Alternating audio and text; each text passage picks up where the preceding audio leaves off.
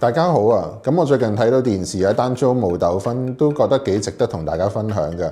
咁話說有個業主將一個住宅單位出租咗俾一個租客啦。最初個租客要求佢簽一個長嘅租約，10年嘅死約。咁個業主當然都唔肯啦，最後傾到一個5年嘅死約啦。咁諗住都冇問題啦。咁但係直到最近發現咧，呢個單位裏邊個間隔改動咗啊，例如將啲廁所啊、廚房嗰啲位全部都調過，甚至佢個單位有一個平台嘅，個平台懷疑都俾人做咗個僭建，將個平台變咗做一啲住宅嘅地方俾人去分租去住嘅。咁呢啲情況可能都會令到個業主有一啲風險啊，例如收翻個單位，佢可能需要花費一大筆錢去還原嘅。咁所以我覺得呢個都幾值得同大家探討嘅，因為最近嗰個租務市場都比較熱切，其實都吸引到一啲投資者可能揾一啲租盤去做一啲分租，或者可能做一啲學生宿舍嘅。咁佢哋自己租完之後做一個二房東，將呢啲物業可能改裝，甚至可能做一啲劏房去再分租俾其他人賺取一啲差價嘅。咁但係變咗就會有一個危機啦，就係好似呢個例子咁啦。個物業租出咗之後，自己可能都好長時間冇理啦。咁原來俾人做咗啲分間或者去分租嘅情況，自己都唔知。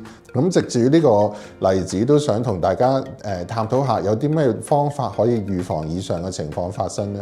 咁我首先都建議大家可能喺一個做租客嗰個甄選嗰陣時都要把關多少少，可能要了解翻嗰個租客個背景啦，佢點解要租呢個物業啦？之前可能租開邊度啦？攞呢個單位個用途係點樣？充分嘅背景資料令到自己大概都可以估計到呢個租客可唔可靠啦。咁當然可以問佢多少少，譬如入息證明嗰啲嘢啦。咁第二啦，我就會建議真係唔好簽一啲太長期嘅租約啦。尤其是一啲死約，好似呢個例子啦。雖然佢由10年嘅租約改做5年啦，將個風險降低。咁但係5年嘅租約始終都係太長。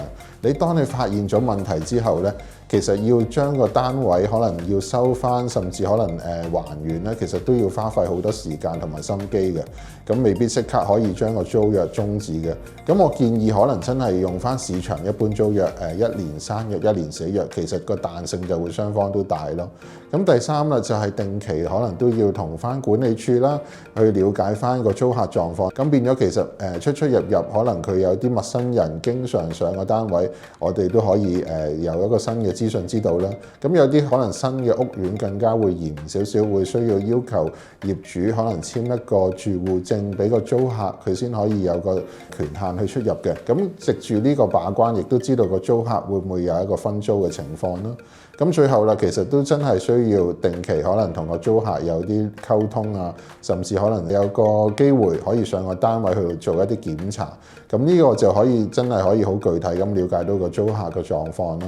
咁其實我哋公司都有一啲租務管理服務嘅，咁幫一啲業主，如果佢自己冇時間打理嘅，我哋可以有全天候嘅同事可以定期上個單位巡查啦，了解個租客狀況啦，知道佢個交租嘅記錄啦。